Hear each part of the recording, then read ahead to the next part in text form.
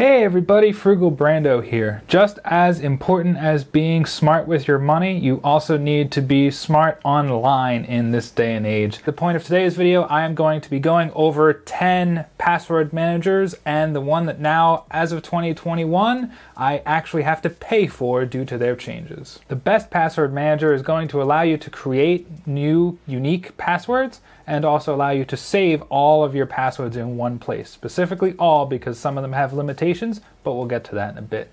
Now you might already have a password manager and you might just not know that's what it's called. For any of the iPhone users out there, you would have access to iCloud Keychain, and for anyone who's using Android or say Google Chrome on a desktop, you would actually have access to Google's password manager system. Let me know in the comments below if you are using either of these currently as your password manager, and while you're down there in the comments section, feel free to hit that like button to help me out with the YouTube algorithm. If you are using iCloud Keychain or Google's password manager and you are saving randomized or very unique customized passwords in there and that's working for you, then that's great. That's perfect. Both of those are free for your device, and that's really it.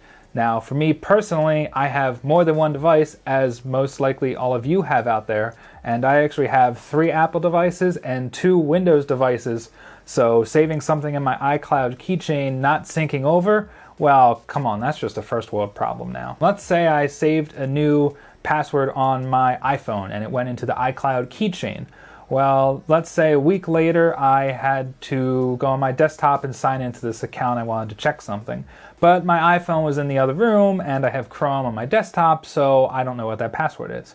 Well, you could already go with resetting the password and not getting your lazy butt up, but maybe you want to keep that password. Well, in that case, I'd have to get up, go to my phone, unlock it, go to iCloud Keychain, unlock that too, as I believe there's an extra security layer there, then click into the account, then click the password, then type in that password, and God forbid you enter that thing wrong because it is going to be completely randomized. The next 8 password managers that I'm going to mention actually should solve this problem since they work across plenty of operating systems, devices, device types, but a lot of them are what I would call freemium. So this is where they offer you, say, a free version of the software that does have a good amount of the features, but it's only to get you hooked until you max it out or you're locked down to a certain number of devices, and in order to upgrade and unlock more, then you have to be a paying customer. What's the perfect password manager to talk about of being freemium in 2021, specifically March of 2021? Well, that's going to be LastPass. LastPass, in my personal opinion, used to be the best of the best of the best, but they're changing their free plan in 2021 to now only allow you to have one device type. So if you have one device type, LastPass is going to be amazing for the free plan because they still have unlimited passwords that they allow you to have, 2-factor authentication, the vault is encrypted but it's stored locally so they don't actually have your data. It's great. The problem with this is it hurts everyone who's using multiple device types. So my phone and my desktop, well, that's a computer and a mobile, so that hurts us. So now I either have to pay for premium, and thankfully they are giving all their free customers a discount, which maybe I'll be buying that shortly here, but I had to go around and find if there were other free alternatives or some of the other paid alternatives to see the price points around here. Sadly, it seems that LastPass is kind of just keeping up with the trend, as the majority of secure, reliable password managers out there are following this freemium structure where they give you a certain number of features for the free plan, but for additional security or for access, that's going to cost you. Now, in terms of the best one that I would still probably replace it with is going to be Bitwarden. So Bitwarden is great. It also supports unlimited devices, device types, 2-factor, it autofills your passwords. It's open source, which is nice, and that's all for free. The part that's really cool with Bitwarden is if you do need their premium features, which I'll show a list here about what the difference is, it's only $10 a year.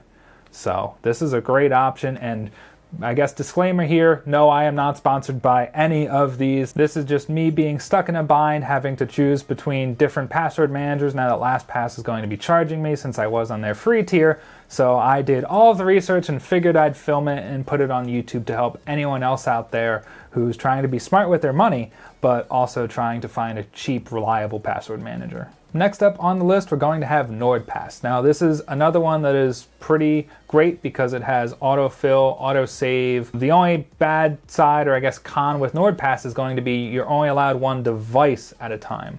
So if I wanted to use NordPass on my phone, then okay, sign into NordPass from my phone, and then I have access to all of my passwords there. That does sync. If I then had to go back to my desktop, well, I have to sign back into NordPass and it'll sync.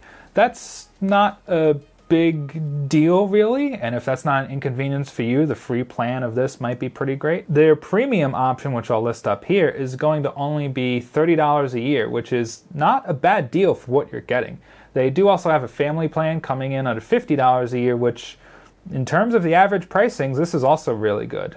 I do have NordVPN, so I will say that, and I've loved it, but I have not used NordPass, and nor will I be using them this year. Spoiler. Next up on the list is going to be OnePassword. Now this is one of, from at least what I've done in my research, this is one of the best reviewed password managers out there, but it's not even freemium, it's premium. The only plans they have are paid for. The base plan starts at $3 a month, so we're at $36 a year. So it is a bit pricier than some of the others, but the two things that I saw that were really cool with OnePassword is 24/7 support and the ability to recover deleted passwords for the past year.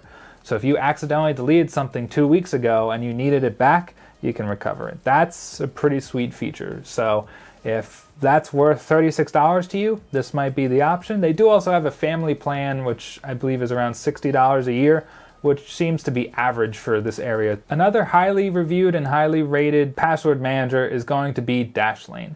Now, the problem I have with Dashlane goes into its freemium plan, which is probably one of the worst that there is. You can definitely tell I'm not sponsored. The problem with Dashlane is that you are only limited on the free plan to 50 passwords. I think I have more bookmarks in Google Chrome than that would exceed 50. So the free plan of Dashlane doesn't benefit me at all. So I would have to sign up for the premium plan. That starts at $60 a year and then is $90 a year for family, which is a lot pricier than others, but it is unlimited everything. And the benefit of this one is it does also offer a VPN. So this could be a one-stop shop company. So maybe I can get rid of NordVPN and get rid of LastPass and just sign everything with Dashlane, as I would be able to secure my passwords and be secure when browsing the web in general and only have one bill a year. Pretty nice feature, but let's keep going. Next up on the list, we're going to have Roboform. This one is reviewed and rated as very user-friendly, and it can also autofill on desktop applications, not just websites. So that is a really cool feature. It also has no password limit. However, kind of like some of the others, you're only allowed to one device at a time. The other problem with this one, it doesn't even sync between devices, so your laptop, your phone, your desktop, things like that. But you always need one device connected to the internet. It is pretty affordable for the premium version of this though, and I will once again put the plans up here.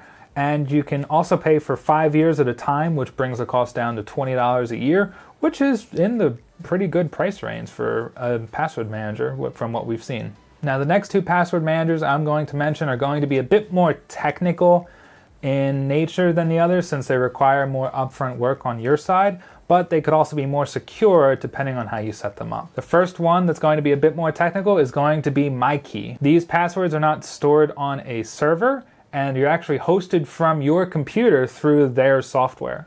So you always need to have one computer on or one device on in order to sync your passwords. If I always have my desktop on 24/7 and I had MyKey on there and MyKey on my phone, the passwords would sync back and forth whenever I updated. They also have 2FA, two-factor authentication, autofill, password sharing, support chat, and the really cool thing here is it's 100% free. You are also very much in control of your passwords and anything that you store in MyKey, since they are not in control of your data. It is all stored on that device that you always have on. And when you do sync it to something like your phone, that also is encrypted to the device. So it's pretty cool, and I might have to check this one out in the future when I have time to. The last one I'll be talking about now is going to be Keepass. So this one is fully open source, which means you're going to have to know a bit more technically if you do want to run this, or probably find some YouTube video about it on how to set it up. There will be an official release of the program for Windows. However, there are third-party created solutions for Mac OS, Android, and iOS. This one is going to be hit or miss, as I mentioned, depending on your technical level, but once again, open source and free. If this sounds like something up your alley and you want to control your password managers and all the settings behind it, Keepass might be a great option. So now that we reviewed all 10 of those, the first thing that we have to make sure is that you did click that subscribe button down there if you have not already. When you were down there clicking the like button, obviously. But we have to talk about the password manager that I'm going to be using in 2021.